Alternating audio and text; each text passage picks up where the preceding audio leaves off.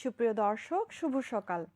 সবাইকে আমন্ত্রণ জানাচ্ছি এটিএন বাংলার সরাসরি স্বাস্থ্য বিষয়ক সম্প্রচার এনাম ক্যান্সার হসপিটাল নিবেদিত সুচিকিৎসা অনুষ্ঠানটিতে। আপনার স্বাস্থ্য এবং স্বাস্থ্য সংক্রান্ত যে কোনো সমস্যা এবং তার সমাধান নিয়ে আপনাদের সাথে থাকছি আমি ডক্টর মলি এবং আমাদের সাথে থাকছেন বিশেষজ্ঞ ডাক্তাররা। আমাদের আজকে আলোচনার বিষয় ক্যান্সার এবং তার আধুনিক চিকিৎসা।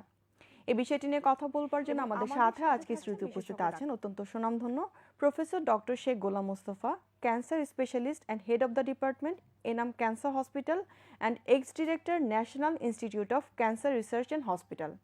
এবং সেই সাথে আছেন ভারতের বিখ্যাত cancer specialist doctor Shravan Kumar Chinnikati Enam cancer hospital. দর্শক, আপনারা চাইলে সরাসরি ফোন করে কথা বলতে পারেন আমাদের আজকের বিশেষজ্ঞ ডাক্তারদের সাথে আমাদের স্ক্রলে দেখানো নাম্বারে। স্যার, অনেক ধন্যবাদ আজকে আমাদের সাথে আসার জন্য। Thank you. Good morning Shravan. Sir, প্রথমে আপনার কাছে আমার একটা প্রশ্ন। আমরা স্যার বরাবরই বলি যে আসলে ক্যান্সার কি, কেন হয় বা কি। আমি এই প্রশ্নগুলো থেকে একটু অন্যভাবে আজকের প্রোগ্রামটিতে শুরু করতে চাচ্ছি। যে আমরা সবসময় বলি যে ক্যান্সারের পেশেন্টরা লেট স্টেজে আসছে বা অ্যাওয়ারনেস কম বা আমাদের হয়তোবা চিকিৎসা প্রতুলতাটা অতটা নাই, অপ্রতুল। আপনার কাছে স্যার প্রথমে প্রশ্ন থাকবে যে যেহেতু লেট করে আসছে এই পিছনে কারণগুলো কি থাকে, যে আমরা কি আসলে সাইন সিমটমসগুলো বুঝি না বা আমরা কি অ্যাওয়ার না বা সচেতন না, মানে কোন বিষয়টিতে স্যার আপনার কাছে একজন চিকিৎসক হিসেবে মনে হয় যে মার্ক করা উচিত? ধন্যবাদ আপনাকে, সুন্দর প্রশ্ন। আসলে ক্যান্সার একটা দুরারোগ্য ব্যাধি, আপনারা জানেন, কিন্তু একেবারে দুরারোগ্য হলেও একেবারে অনিরাময় নয়। কিন্তু এটা প্রায় এখন 50% মতো ক্যান্সার সম্পূর্ণ নিরাময় হয়ে যায়, আর বাকিগুলো নিরাময় না হলেও তাদেরকে ভালো একটা শান্তিপূর্ণ জীবন দেওয়া যেতে পারে, লংজিভিটি বাড়ানো যেতে পারে।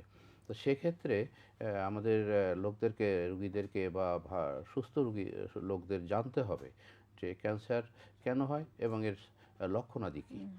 তো ক্যান্সার কেন হয় এটা বলতে গেলে, এক কথা বলতে গেলে বলতে হয় যে কিছু আছে জেনেটিক, 30% কেস হচ্ছে পারিবারিক বা জেনেটিক, ফ্যামিলি হিস্ট্রি থাকে তাদের, আর 70% হচ্ছে এটা আমাদের পারিপার্শ্বিক যে এনভায়রনমেন্টাল যে এক্সপোজার, সেটা হতে পারে প্রফেশনাল, সেটা হতে পারে যে আমাদের রাস্তাঘাটে ডাস্ট বা ইসের বেড়ে যাচ্ছে, কার্সিনোজেন বেড়ে যাচ্ছে বাতাসে, এসব কারণে বিভিন্ন কারণে হতে পারে, বা ব্যক্তিগত লাইফ স্টাইলের কারণে অনেক কিছু হয়ে থাকে, খাবার এবং ধূমপান, এগুলো তামাক সেবন ইত্যাদি, এগুলো তো যেগুলো আর্লি আসলে ভালো হয়, যেটা ইন্টারন্যাশনালি অ্যাকসেপ্টেড যে সূচনায় পড়লে ধরা ক্যান্সার রোগ যায় যে সারা সূচনায় ধরতে হবে। সূচনায় ধরতে হলে আমার ইন্টারন্যাশনালি একটা শব্দ আছে কশন। আমি ইংলিশে না বলে আমি যদি বাংলায় এইভাবে বলি যে ধরেন মুখগহ্বরে যদি এটা ক্যান্সার হয় কি হবে, তার একটা ক্ষত বা ঘা হবে জিহ্বায় বা তালুতে অথবা ঠোঁটে। এটা দেখে সহজেই একটা অনুমান করা যায়। অনেক দিন ধরে সারছে না, মেডিকেল চিকিৎসা নিচ্ছে কিন্তু সারছে না। তারপরে আপনার যদি এটা ন্যাগিং কাফ, অনেক দিন যাবৎ কাশি আছে, সারছে না, সেটা কোনো কিছুতেই পক্ষপাতী চিকিৎসক দেখাতে হবে, দেখিয়েছেন, ওষুধ খেয়েছেন কিন্তু সারছে না, সেখানে একটু সন্দেহ করতে হবে এবং আনুষঙ্গিক পরীক্ষাগুলো করে এই নিতে হবে। সন্দেহটা রাখতে হবে এই যে হ্যাঁ, আমরা সন্দেহটা লম্বা মনের সময় মধ্যে ধরে রাখতে চিকিৎসা হবে। নিচ্ছি কিন্তু হ্যাঁ, ঠিক হচ্ছে না, হ্যাঁ, তখন এই বিষয়টাকে মাথায় রাখতে হবে। মাথায় রাখতে হবে। তারপরে খাদ্য খাবার গিলতে যদি সমস্যা হয়, আপনার ইসোফেগাসে যদি হয়, তখন খাবার খেতে অসুবিধা হয়, গিলতে পারে না, বমি হয়ে যায়, বুকের মধ্যে বাধা পায় খাদ্য। তারপর স্টোমাকে যদি হয়, সেখানে আপনার বমি হয়ে যায়, পেট ব্যথা করে খাওয়ার পরে, অনেক দিন যাবৎ অ্যান্টাসিড খাচ্ছে, গ্যাস্ট্রিকের ওষুধ খাচ্ছে, কিন্তু উন্নতি হচ্ছে না, তখন সন্দেহ করতে হবে এবং রিলেটেড যেসব টেস্ট আছে টেস্টগুলো করতে হবে। এছাড়া আপনার অনেক যে কোনো জায়গায় যদি একটা টিউমার হয় বা একটা গুটা হয়, সেটা যদি অনেক দিন যাবৎ থাকে এবং ওষুধ খেয়েও যদি না যায়, না সারে, তাহলে সেটা পরীক্ষা করতে হবে। পরীক্ষা করে নিশ্চিত হতে হবে। সেটা আগে ভাগে করতে পারলে, ওই যে আমি প্রথমে বললাম যে সূচনায় পড়লে ধরা ক্যান্সার, সূচনায় ধরতে হবে। এছাড়া মহিলাদের যেমন জরায়ু মুখের ক্যান্সার আমাদের দেশে খুব বেশি ছিল আগে, এখন একটু কমে আসছে, তারপরেও এটা কিন্তু কম না। এই মহিলাদের ওই যে আনহাইজেনিক কন্ডিশনে থাকা, ভাইরাস ইনফেকশন, এইসব কারণে এগুলো হয়ে থাকে বেশি। সেগুলা তাদের ওই যে প্রথম সাদা স্রাব হতে থাকে অনেকদিন যাবৎ অনিয়ন্ত্রিতভাবে এবং মাসিকে বন্ধ হয়ে যাওয়ার পরেও, মেনোপজ হয়ে যাওয়ার পরেও কিন্তু অনেকের ব্লিডিং হয়। এই ব্লিডিংয়ের কারণ বের করতে হবে, এবং ব্লিডিং কারণ বের করতে গেলে 99% কেসে দেখা যাবে যেটা সার্ভাইকাল ক্যান্সার হয়ে গেছে। পেটে যে কোনো জায়গায় একটা টিউমার হতে পারে, ফুলে যেতে পারে, পানি হতে পারে, তারপরে আপনার গলায় বা বগলে এই জায়গায় লিম্ফ নোড হতে পারে। এই লিম্ফ নোডগুলো যদি অনেকদিন থাকে তাহলে চিন্তা করতে হবে, মাথায় আনতে হবে যে, তারপর কালো দাগের মতো, তিলের মতো হয় অনেক সময়, বা তিল মোল থাকে বলি আমরা অনেকের, অনেক হ্যাঁ, সময়। মোল, বড় মোল যেগুলা ভেঙে যায় অনেক সময়। ভেঙে গেলে এই তিলটা কিন্তু ক্যান্সারের রূপ নিতে পারে। এটা পায়ে হয়, যে কোনো জায়গায় হতে পারে। তো এই ইয়েগুলো, মাথায় সিমটমগুলো, রাখতে হবে আর হ্যাঁ, কি। উপসর্গগুলো মাথায় রেখে, এবং অনেক সময় বিনা কারণে মাথা ব্যথা করে, বমি হয়, খেতে পারে না, মানে এগুলো কিন্তু সবকিছুর মানে মূলে ইদানিং আর কি, যেহেতু আমাদের এই জিনিসটা আমরা অনেক শুনছি যে ক্যান্সার কিন্তু প্রাদুর্ভাব ডে বাই ডে বেড়ে চলেছে, সো এই বিষয়গুলো যখন হবে তখন মাথায় আমাদের রাখতে হবে যে আমাদের ক্যান্সার হতে পারে। আর যেটা মূল কথা সেটা হচ্ছে যে, ক্যান্সার হলে কিন্তু মানুষের খাদ্য খাবারের রুচি কমে যায়, কমে যায়। রক্ত শূন্যতা দেখা দেয়, দুর্বল হয়ে যায়, তার কোনো কিছু ভালো লাগে না, জ্বর হতে পারে। এইসব কারণগুলো যদি তার যদি উপযুক্ত কারণ না প্রকট থাকে, হয়, হ্যাঁ, না থাকে, তাহলে ক্যান্সারের দিকে ধাবিত করতে হ্যাঁ, পারে। এটা স্যার, আমরা টেস্ট অনুষ্ঠানের করতে হবে। বাকি অংশে আরো অনেক কিছুই জানবো, তার আগে একটি ফোন আছে, ফোনটি নিচ্ছি। দর্শক আমাদের সাথে থাকুন, লাইনটি কেটে গেছে। স্যার, আমি আবার একটা কথা বলতে চাচ্ছিলাম যে এই বিষয়গুলো যেহেতু আমরা স্যার শুরুর দিকে জানতাম যে ওয়েট কমে গেলে বা বারবার জ্বর হলে আমাদের একটা ক্যান্সারের সাইন সিমটমস থাকে, কিন্তু এখন যেহেতু এই বিষয়গুলো আসছে, যদি আমরা আদার্স কোনো সাইন সিমটমস দেখি যে long period of time treatment করার পরও ঠিক হচ্ছে না, সেক্ষেত্রে আমরা এটাকে মাথায় রাখতে পারি যে ইভালুয়েশনটা যাতে আমরা করি অ্যাটলিস্ট, তাই না? ইভালুয়েশন আর্লি হলে, আরেকটা বিষয় আছে যে, যাদের পায়খানা ঠিক মতো হয় না, তাদের ক্ষেত্রে হতে পারে। কোষ্ঠকাঠিন্য স্যার, থাকে। একটু জানবো স্যার, একটা ফোন আছে স্যার, ফোনটি নিচ্ছি। হ্যালো দর্শক, আপনার নাম বলে প্রশ্নটি করুন। হ্যালো, হ্যালো, জি স্যার, শুনতে পাচ্ছেন, আপনার প্রশ্নটি করুন। আমি ঢাকা থেকে বলছি, হোসনি আরা বেগম। জি। আমি এখন বলতেছি ওই যে ডাক্তারটা কি জানি, গোলাম কি জানি, গোলাম মোস্তফা স্যার। বলেন বলেন। হ্যাঁ স্যার, ওনার সাথে একটু কথা ছিল। আমার হাজবেন্ড মনে করেন প্রস্টেটে ক্যান্সার, আচ্ছা। কিন্তু অপারেশন করলে বলে প্রসাব জড়বে, আর মনে করেন হ্যাঁ কোনো দুর্বলতা নাই, খাওয়ানোর অরুচি নাই, কিন্তু পেটে প্রচুর গ্যাস। বলেন। আচ্ছা, দর্শক আপনি আমাদের সাথে থাকুন। দর্শকের প্রশ্নটি আর হচ্ছে ওনার, থেরাপি দিলে কি চলাফেরা করতে পারবে কিনা সেটা একটু। আচ্ছা, প্রশ্নটি হচ্ছে যে দর্শকের যে তার হাজবেন্ডের হচ্ছে প্রোস্টেটিক ক্যান্সার আছে, এবং যদি থেরাপি দেয় তাহলে সে চলাফেরা করতে পারবে কিনা, এবং তার আদার সাইন সিমটমসের মধ্যে একটা হচ্ছে তার অনেক গ্যাস ফর্ম হয়, তার গ্যাস্ট্রাইটিসের প্রবলেমটা আছে। স্যার, এই বিষয়টা যদি একটু বলেন। অবশ্যই চলতে পারবে, চলাফেরা করতে পারবে, যে নর্মাল ওয়ার্ক করবে, এবং প্রোস্টেট ক্যান্সার সহজে কিন্তু একেবারে খারাপ হয়ে যায় না। এটা চিকিৎসা দিয়ে অনেক দিন পর্যন্ত ভালো রাখা যায় রোগীকে। আর গ্যাস হলে গ্যাসের ওষুধ খেতে হবে, গ্যাস্ট্রিকের যে সিমটমস অনুযায়ী আমাদের কাছে সিমটম ট্রিটমেন্ট দিতে অনুযায়ী হবে। খেতে হবে। উনি একজন চিকিৎসকের পরামর্শ নিলে এটা মনে হয় ঠিক হয়ে যাবে। So my next question to Dr. Shravan is that what are the risk factor for, as per your clinical practice, what do you think? What are the risk factors of the cancer, any kind of cancer? No, আলাদা আলাদা ক্যান্সারও আলাদা respect হবে, ঠিক আছে না? So this for brain tumor will start off the common cancer, head and neck cancers. সো যে কোনো মানুষ তাম্বাকের পদার্থ খাইতেছে, so they will be at a higher risk. Okay, and also that causes the lung cancer also, and it is almost all the cancers of the body. আলাদা আলাদা cancer যে কোনো জায়গা মতলব শরীরে আসতে হবে, ঠিক আছে না? So then like if you think gastritis, like stomach cancer, esophageal cancer, and যে কোনো পেটের ক্যান্সার আছে, so that is because of the খাবারের জন্য আছে.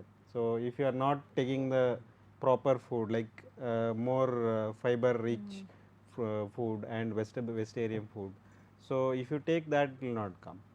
So that's the thing. Prostate is an age related cancer. Age related cancer, also there is a genetic hereditary factors like BRCA1 and BRCA2.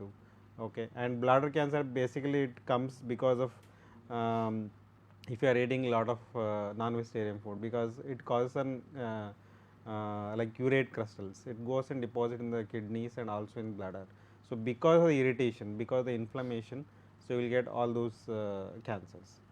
So coming to the bone cancer and all, they are not like most of the time is hereditary, and soft tissue tumors also most of the time is hereditary. Okay. So there are different causes of different Yeah, cancers. yeah. So the main thing came out of your answer is that lifestyle is a Yeah, it very is important factor. See, most of the cancers are because of lifestyle. Okay, because even the hereditary cancers are modifiable. Okay, if you change the lifestyle, it also changes because there is something called epigenetic factors. So it changes the gene activity. So hereditary because of genes, but genes can be modified by the epigenetic factors. So it is all the lifestyle thing. Even if you have an hereditary risk factor, you can modify that. Say you do daily exercise, you have a good food, okay, and then do like stress-free life. So those are the different factors you can modify it, even it is a hereditary thing. Sir আপনার কাছে আসতে চাচ্ছি যেহেতু sir আপনি একটা হসপিটালে প্র্যাকটিসরত আছেন এর নাম ক্যান্সার হসপিটাল সেখানে স্যার যখন আমরা যেহেতু ক্যান্সারগুলো নিয়ে ওইখানকার সব পেশেন্টদেরকে ট্রিট করি সো এরকম কি স্যার হয় কি না যে আমরা স্ক্রিনিংয়ের ব্যবস্থা রেখেছি যে যেসব পেশেন্টদের অন্যান্য ইউনিটে আমরা দেখা যাচ্ছে অনেক ধরনের প্রবলেম নিয়ে আসছে বা ইন জেনারেল পিপলরা আসছে তাদের স্ক্রিনিং করানোর জন্য সেই ধরনের সুব্যবস্থা সম্পর্কে যদি একটু বলেন স্যার যে কীরকম ব্যবস্থা আমরা ওখানে করতে পেরেছি। Thank you. আসলে ক্যান্সার স্ক্রিনিং প্রোগ্রাম, কয়েকটা ক্যান্সারের স্ক্রিনিং প্রোগ্রাম চালু আছে সব জায়গায়, যেমন বিএসএমওতে আছে, আমাদের ওখানেও আছে। সার্ভাইকাল ক্যান্সারের স্ক্রিনিংটা আছে, ওখানে প্যাপস করা হয়। আর ওখানে ব্রেস্ট ক্যান্সারের স্ক্রিনিং করা হয়, এটা নির্দিষ্ট মাসে, ব্রেস্ট ক্যান্সার অ্যাওয়ারনেস মান্থ আছে, ওই মাসে করা হয়। এটা বিনামূল্যেই করা হয় এই স্ক্রিনিংগুলো। এবং আপনি জেনে খুশি হবেন যে এনাম মেডিকেল কলেজ হাসপাতালে কিন্তু ক্যান্সারের নির্ণয় থেকে শুরু করে নির্ণয়ের যে সাইটোলজি, প্যাথোলজি যেগুলো প্রয়োজন পড়ে, এবং টিউমার মার্কার সহ এবং জেনেটিক টেস্ট সহ সব টেস্টই কিন্তু ওখানে করা হয়। এবং সুনির্দিষ্টভাবে যে কেউ একটা টিউমার নিয়ে আসলে তার ক্যান্সার হয়েছে কি হয় না এটা নির্ণয় করার জন্য যথেষ্ট সুযোগ সুবিধা ওখানে আছে, আমরা পর্যাপ্ত যখন পরিমাণ আছে। সবসময় কিন্তু ক্যান্সার রোগীদের নিয়ে কিন্তু একটা হ্যাসেলে থাকি স্যার, যে এখানে টেস্ট করতে হবে, ওখানে দেখাতে হবে, আরেক জায়গায় ট্রিটমেন্ট নিতে হবে, এটা মানে হ্যাসেলের মধ্যে যায় সবসময় পেশেন্টরা, সেটা গরিব থেকে শুরু করে যাদের সামর্থ্য আছে তারাও কিন্তু যাদের আছে। সো কিন্তু এখানে স্যার মানে A to Z এর একটা ট্রিটমেন্ট। হ্যাঁ, আমাদের এখানে কিন্তু সম্পূর্ণ ট্রিটমেন্ট, অন স্টপ সেন্টার। এখানে আসলে আপনি ডায়াগনোসিস থেকে শুরু করে একেবারে চিকিৎসা করে, সার্জারির গুড টিম অফ সার্জন আছে ওখানে, সার্জারি হবে, তারপরে কেমো লাগলে কেমোথেরাপির জন্য আমাদের সুন্দর একটা ওয়ার্ড আছে, কেমো টিম আছে আমরা, এবং রেডিওথেরাপি দেওয়ার জন্য যা যা মেশিন দরকার সবগুলো মেশিনে সেখানে বিদ্যমান আছে, যা থেকে সম্পূর্ণ ডায়াগনোসিস থেকে শুরু করে চিকিৎসা সম্পূর্ণ করে একটা লোক বেরিয়ে যেতে পারে খুব সহজে। সো এটা একটা বড় বিষয়। আমি একটু জানতে চাচ্ছি doctor Shravan, that if you think that you are practicing here currently, so what is your main functional difference you feel from India to Bangladesh? So I will take this answer after coming from a short break. Okay. সুপ্রিয় দর্শক, Enam cancer hospital নিবেদিত সুচিকিৎসা অনুষ্ঠানটির এই পর্যায়ে সময় হয়ে এসেছে একটি ছোট্ট বিরতি নেবার। বিরতির পর ফিরে আসছি, থাকবেন আমাদের সাথেই। সুপ্রিয় দর্শক, বিরতি শেষে আবারও ফিরে এলাম এনাম ক্যান্সার হসপিটাল নিবেদিত সুচিকিৎসা অনুষ্ঠানটিতে। আমাদের সাথে থাকার জন্য ধন্যবাদ। আমরা আজকে কথা বলছিলাম ক্যান্সার এবং তার আধুনিক চিকিৎসা নিয়ে, এবং আমাদের সাথে আছেন প্রফেসর ডক্টর শেখ গোলাম মোস্তফা এবং ভারতের বিখ্যাত cancer specialist doctor Shravan Kumar Chinnikathi. Shravan, I was asking you before going to the break, I have two questions to you. That one is, what are the functional differences of your practice area from India to Bangladesh? And another question, what is the improvement area where we can improve ourselves? কিছু difference নাই, like if you talk about the technology part, okay, so there is no difference actually, okay, whatever machine you have, medicine you have there, everything is here, okay. So other thing is awareness is less for our patients, so I think we have to increase that awareness for patients. And also for the diagnostic part, we need to have an it is two-way thing. One is for a doctor and another is a patient. Patient should start treatment as soon as possible, and from a doctor side they should not delay treatment for anything. See, cancer treatment, it can come in any stage. The patient can come in stage 1, but if they delay the treatment, देरी कर ले ये तीन stage चल बे, fourth stage चल बे, ठीक है, वो होबे ना, ठीक है ना, this should not happen actually. Okay, that is also responsibility of doctor to start treatment as soon as possible. The day they diagnose it, if you clinically think this is, you take a biopsy, start the treatment. Okay, and also patient should not delay. They should not go on shopping the treatment, because finally ये खर्च कम होबे ना, देरी করলে আপনার খরচ বেশি হবে, এই জন্য আপনার তাড়াতাড়ি ট্রিটমেন্ট চালু করেন, আপনার জন্য ভালো হবে, ঠিক আছে, so you will get a good result পাইতে হবে এই জন্য, ঠিক আছে। সো স্যারের কাছে আমার একটা প্রশ্ন যে স্যার, আমরা সবসময় ক্যান্সার হসপিটালগুলোতে বা আমরা যারা অঙ্কোলজিস্ট যারা প্র্যাকটিস করেন তাদের ক্ষেত্রে টিউমার বোর্ডের একটা টার্ম আমরা সবসময় ইউজ করি, যে টিউমার বোর্ডটা খুবই গুরুত্বপূর্ণ, কারণ শুরু থেকে শেষ পর্যন্ত তো একটা রোগীকে আমরা কীভাবে চিকিৎসা দিব, সে যে আর্লি স্টেজে আসে বা লেট স্টেজে আসে, এই ডিসিশনগুলো মেক করার জন্য একটা টিউমার বোর্ড আমরা গঠন করি। সো এই বিষয়টিতে আসলে আমরা কতটুকু কাজ করতে পারছি বা কতটুকু সাকসেসফুল করতে পারছি, বা এনাম ক্যান্সার হসপিটাল আমরা সেটা চালু করেছি কিনা বা করবো কিনা?